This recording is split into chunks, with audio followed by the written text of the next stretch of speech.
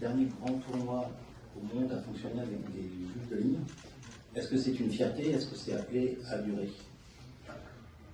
Je vais peut-être en dire un petit mot au titre de la fédération.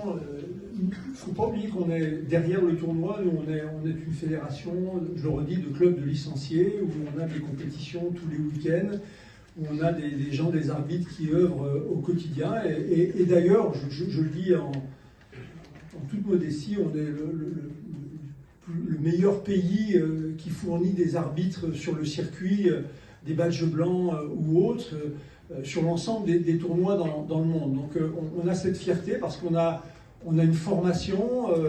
Il y a eu, il n'y a pas très longtemps d'ailleurs, une réunion de l'ITF ici à Roland-Garros avec les arbitres du monde entier.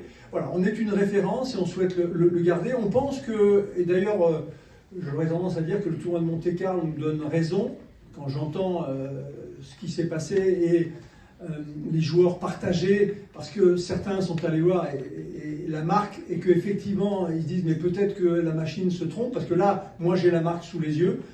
Je crois que c'est du 50-50, je ne vais pas rentrer dans le détail, mais je crois qu'on est très fiers d'abord de soutenir notre arbitrage en France, de dire qu'aujourd'hui nous on a besoin d'arbitres tous les week-ends dans les clubs, dans les compétitions, dans les matchs par équipe, que la finalité pour un arbitre, comme pour un joueur de tennis, c'est de jouer dans son club, de jouer en comité départemental et puis de venir jouer les phases finales de son championnat de France ici à Roland-Garros. Ce sera le cas cette année, 3 semaines au mois de juillet, 3 semaines au mois d'août, que ce soit les seniors plus, les tennis fauteuils, tout le monde viendra à Roland-Garros. Pour l'arbitrage, c'est la même chose. Donc oui, on en est très fiers, on souhaite garder. Maintenant, il ne faut pas oublier que ce sont les joueurs qui tirent la locomotive. Je pense que là, l'exemple de la terre battue, qui était déjà un souci pour la machine, parce qu'on sait que de toute façon, sur face rapide ou sur l'herbe, il n'y a pas de marque, donc on peut raconter un peu ce qu'on veut.